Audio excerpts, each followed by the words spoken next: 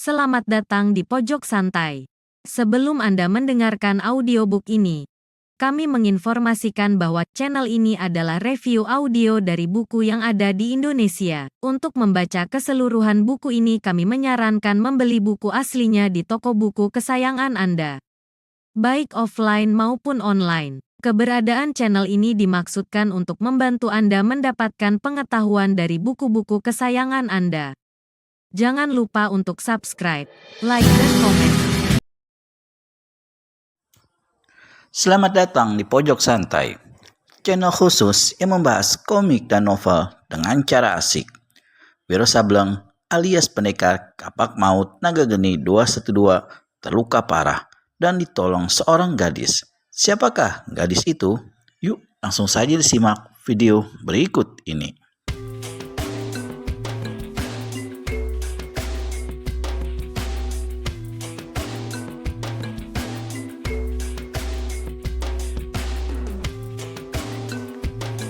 Kalau dipikir-pikir, sebenarnya aku ini sudah mati. Yaitu, kalau tidak ditolong oleh pendekar pedang akhirat dan kau sendiri. Wilarani tersenyum kecil. Hidup penuh hal-hal yang tak terduga, bahkan kadang-kadang aneh. Kata gadis itu pula lalu menarik napas dalam-dalam. Kemudian sambil menatap wajah pendekar 212 Wiro Sableng, dia berkata, "Aku sendiri sebenarnya adalah anak murid Partai Lau Megah." Hah? Wiro Sableng kaget bukan olah-olah. Kata-kata gadis itu laksana petir menyambar sampai ke telinganya. Kalau saja dia tidak sakit parah saat itu, niscaya dia sudah melompat saking terkejutnya. "Kalau begitu, bukan mustahil kau memang hendak membunuhku di sini secara perlahan-lahan," ujar Wiro pula dengan sepasang mata melotot pandangi Wilarani. Wilarani tertawa panjang. Kalau aku punya niat membunuhmu, tentu sudah sejak tadi kulakukan." "Lantas, kenapa tidak kau lakukan?" tanya Wiro. "Tidakkah kau mengandung dendam padaku setelah mendengar aku membunuh 4 orang padre utama Gunung Lawu, lalu murid-murid Partai yang menjadi saudara seperguruanmu?" "Aku cuma menyesalkan dan menyayangkan kejadian itu. Kehendak Tuhan rupanya harus terjadi demikian. Dan pemuda-pemuda Gunung Lawu dalam hal ini juga memiliki kesalahan." Aku betul-betul tak mengerti kalau begini," ujar Wiro. "Tadi kau bilang anak tabib Pandawisuna. Sekarang kau katakan murid Partai Gunung Lawu. Bagaimana ini?" Kembali Wilarani tertawa. "Saudari, jika kau betul murid Partai Lau Megah, lebih baik bunuh saja aku saat ini juga. Jangan aku dipermainkan, mau di depan mata tapi diulur-ulur agar aku tersiksa." Aku sudah bilang kalau ingin membunuhmu dapat kulakukan tadi dan semudah membalikkan telapak tangan saja. Tapi apa perlunya?" Wiro kerenyitkan kening. "Terangkan alasanmu." Atas desakan Wiro Sableng yang mau tak mau merasa was-was juga setelah mengetahui kalau Wilarani adalah anak murid Partai Lau Megah, maka akhirnya gadis itu memberikan keterangan. Wilarani menjadi murid Partai Lau Megah sejak masih berusia 8 tahun. Suatu hari, Resi Kumbara turun gunung. Waktu itu tengah berjangkit penyakit menular yang amat jahat. Siapa yang sampai kejangkitan pasti akan menemukan kematian dalam waktu 2 hari. Resi Kumbara merupakan salah seorang yang kena terserang. Pada saat-saat kritis, Pandawisuna atau ayah Wilarani menjumpai ketua partai itu menggeletak tak sadarkan diri di tepi sebuah sungai.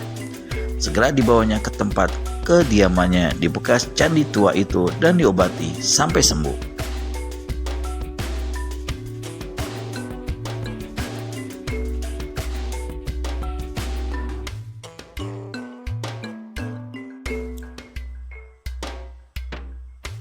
Sebagai balas budi, Resi Kumbara kemudian mengambil Wilarani jadi muridnya, dibawa ke puncak Gunung Lawu.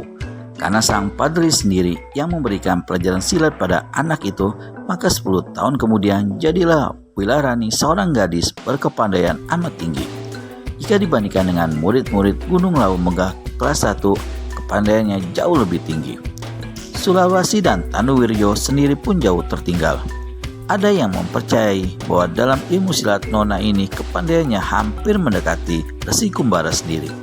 Cuma tenaga dalam dan ilmu meringankan tubuhnya saja masih agak rendah. Tetapi bila dia rajin melatih diri, niscaya tidak sembarang orang mampu menghadapinya. Beberapa tahun lewat, akibat pengunduran diri Resi Kumbara sebagai ketua partai, maka terjadi banyak perubahan dalam tubuh partai. Hal ini diketahui oleh ayah Wilarani. Maka dia naik ke puncak Gunung Lawu, bicara dengan putrinya itu, meminta agar dia meninggalkan partai Lawu Megah selagi belum terjadi hal-hal yang tak diinginkan. Di lain pihak, Wilarani sendiri sejak Resi Kumbara yang sudah dianggapnya seperti ayah sendiri itu mengundurkan diri, merasa dipencilkan oleh orang-orang di sekitarnya. Kalau dulu selagi Resi Kumbara menjabat ketua partai, semua orang menghormati dan menyayanginya.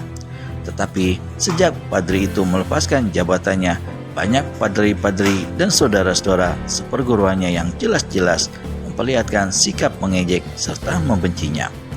Sering dia dihadapkan pada muka-muka asam, mendengar kata-kata menyindir dan menghina hingga lambat laun gadis itu merasa tak betah lagi diam di puncak Gunung Lawu. Dengan datangnya sang ayah memintanya pergi meninggalkan Gunung Lawu, maka ini adalah satu hal yang paling baik bagi Wilarani.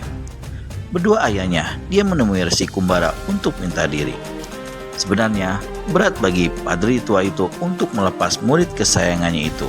Namun diam-diam dia sudah mengetahui apa yang dialami Wilarani sejak dia mengundurkan diri sebagai ketua. Yang membuat Resi Kumbara kagum dan terharu ialah bahwa sampai saat Wilarani meninggalkan Gunung Lawu, gadis ini tak pernah satu kali pun mengadukan keadaan dirinya itu.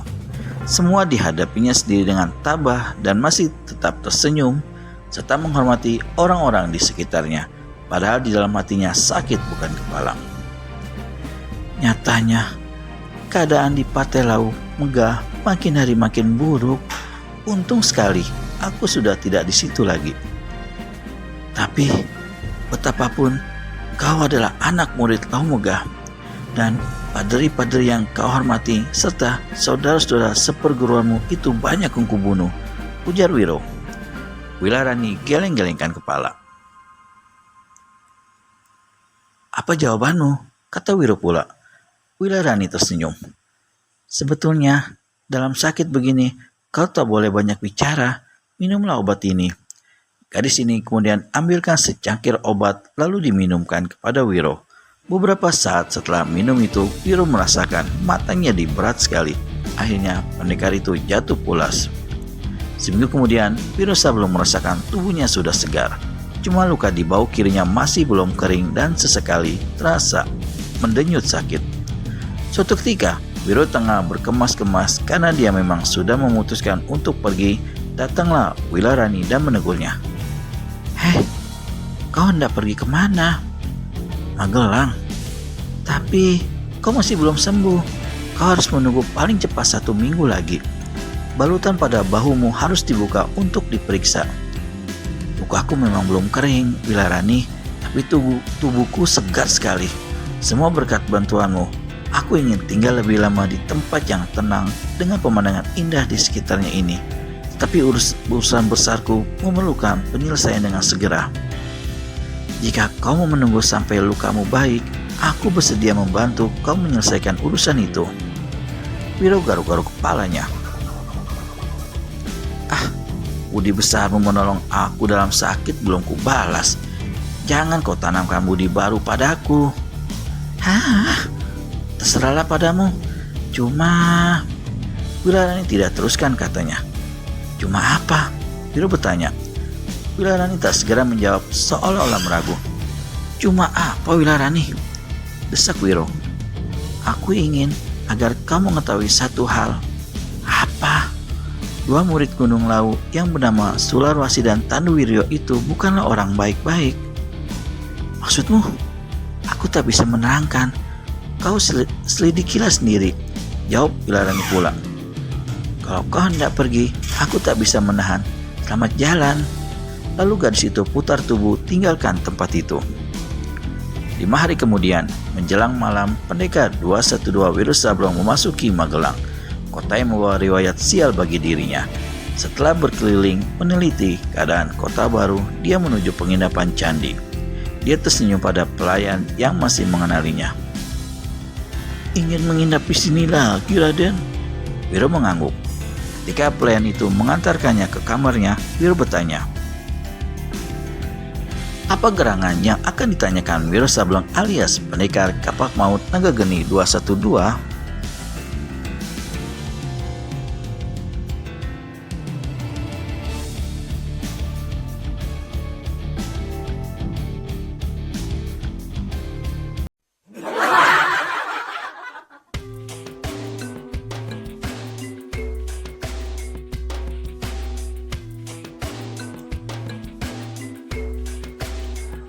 Kau masih ingat pertama kali aku menginap di sini sekitar 4 minggu yang lalu? Ya, saya masih ingat.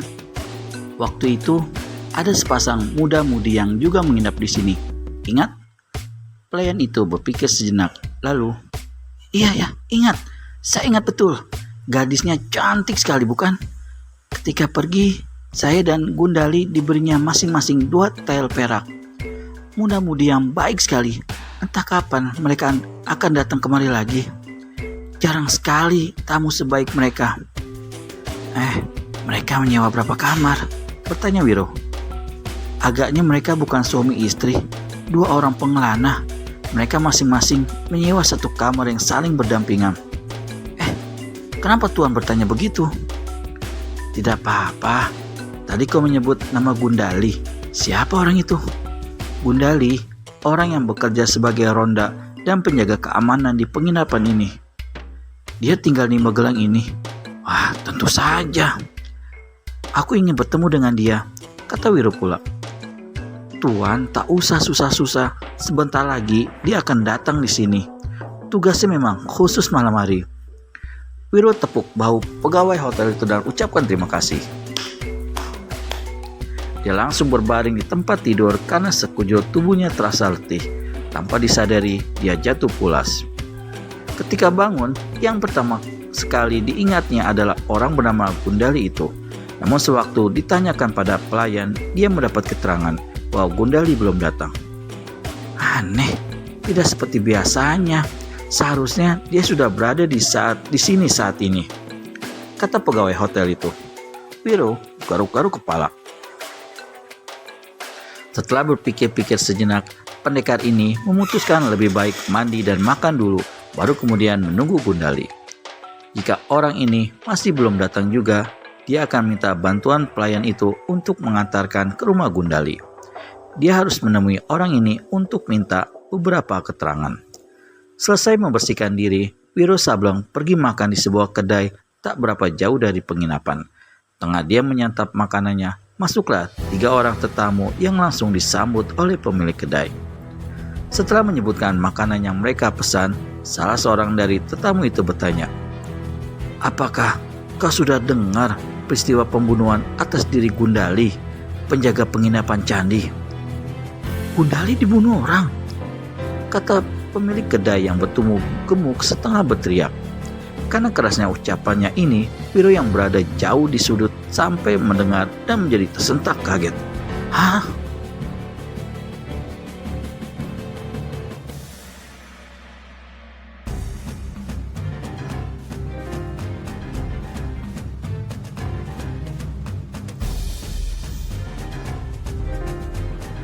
Dia hentikan makannya dan memandang pada orang-orang itu sambil pasang telinga.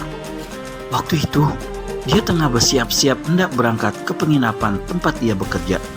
Baru saja keluar pintu rumah, tiba-tiba satu bayangan melompat dari atas atap, sebilah pedang berkelebat dan putuslah kepala Gundali. Pemilik kedai itu menggigil ngeri. Kapan terjadinya? Tanyanya. Barusan saja, rumahnya ramai didatangi orang. Pembantu-pembantu kadipaten sudah ada di sana mengusut perkara pembunuhan ini. Sampai di situ, Wiro berdiri dari kursinya, letakkan uang di atas meja dan tinggalkan kedai. Karena peristiwa terbunuhnya Gundali cukup menggemparkan dan saat itu banyak orang yang berdatangan ke sana, maka tidak sukar bagi Wiro Sableng untuk mencari rumah penjaga penginapan yang malang itu. Ketika Wiro sampai di rumah Gundali, orang masih banyak berjubalan di sana. Beberapa petugas sibuk melakukan pengusutan. Wiro menyeruak di antara orang banyak. Di ruangan depan dari rumah yang kecil itu, seorang wanita separuh baya duduk memangku seorang anak perempuan sambil menangis terseduh-seduh.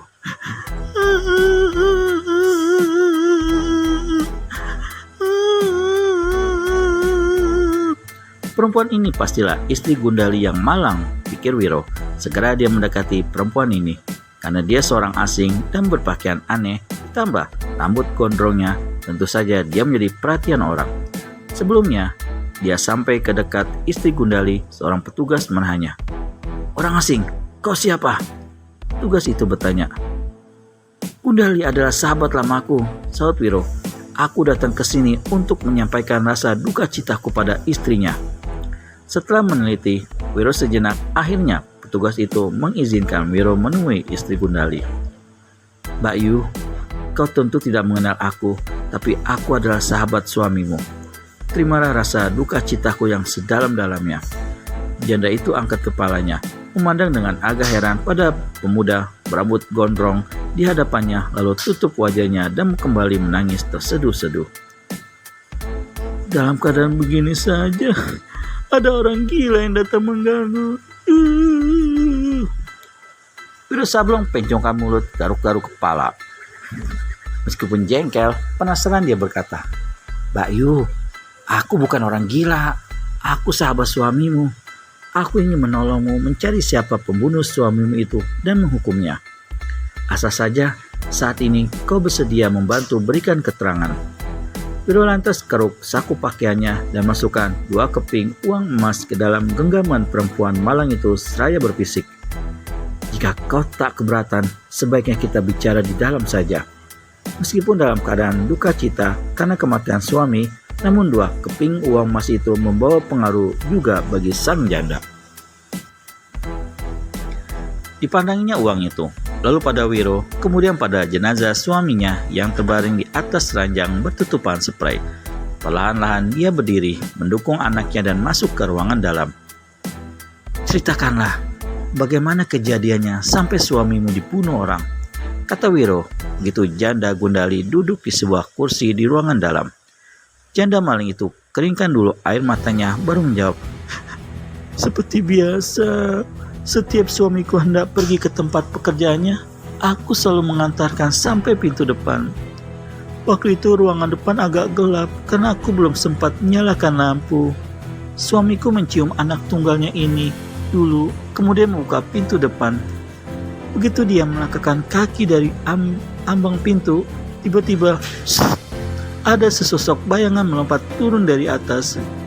Aku dan suamiku terkejut sekali. Kemudian kudengar suamiku bersuruh, 'Hah, Raden, kau kiranya aku?' Ucapan suamiku itu hanya sampai di situ karena tiba-tiba orang yang disebutnya Raden itu menghunus pedang dan menebas lehernya hingga putus. Aku sendiri kemudian jatuh pingsan. Sampai di sini kembali janda Gundali menangis.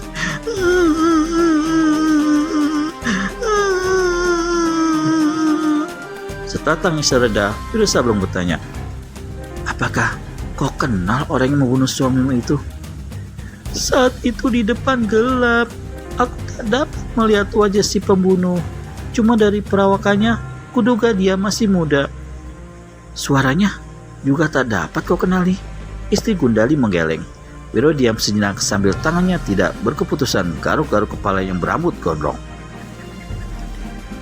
"Apakah suami punya musuh di kota Magelang ini atau di tempat lain?" "Setauku tidak. Meskipun miskin, tapi suamiku adalah orang baik-baik." Wiro Sableng malah napas panjang. Dia berpikir apalagi hendak ditanyakannya. Kemudian dia ingat, mungkin Suamimu pernah menceritakan sesuatu sehubungan dengan pekerjaannya sebagai penjaga keamanan di penginapan candi. Coba kau ingat-ingat, Mbak Yu. Sesuatu apa? Balik pertanyaan janda Gundali tak mengerti. Misalnya, mungkin suamimu pernah menceritakan tentang tamu-tamu di penginapan. Perempuan itu termenung sejenak, kemudian dia anggukkan kepala. Kiranya, apa yang diingat janda dari Gundali? Temukan jawabannya di video selanjutnya hanya di channel Pojok Santai. Segera subscribe dan tekan tombol lonceng untuk mendapat notifikasi video terbaru dari kami. Terima kasih dan sampai bertemu kembali.